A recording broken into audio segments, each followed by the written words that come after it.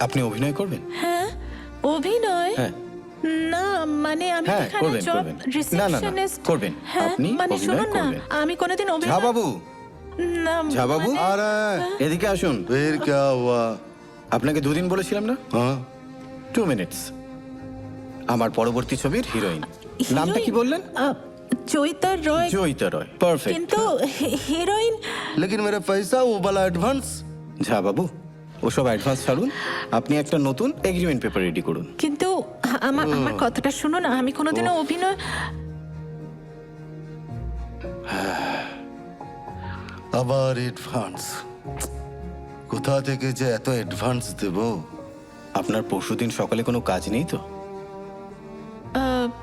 না সেরকম কোনো কাজ ভেরি নেই। গুড। পরশুদিন সকাল 10টা। But কিচ্ছু চিন্তা আমি- করবেন না, আমি আছি। আমি আপনাকে ওয়ার্কশপ করিয়ে তৈরি করে নেব। আমার নাম্বারটা একটু নিয়ে নিন। আমি আপনাকে পরে জানাচ্ছি। হ্যাঁ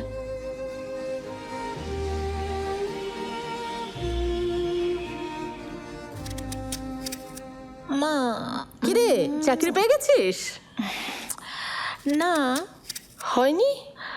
চাকরি হয়নি, কিন্তু একটা দারুণ খবর আছে। কি বল?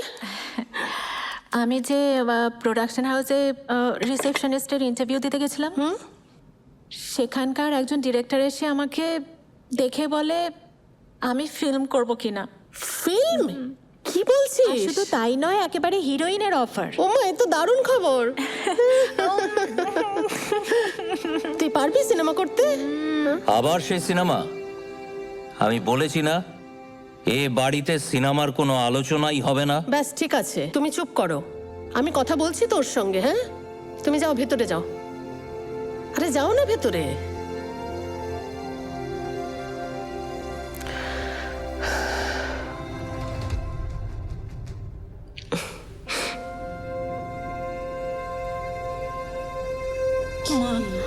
কি হয়েছে? মা, বাবা, আহা, আমি আছি তো। তুই তোর সমস্ত স্বপ্ন পূরণ কর, আর একদম পিছনে ফিরে তাকাবি না। তোর যা মন চায় তুই সেটাই করবি।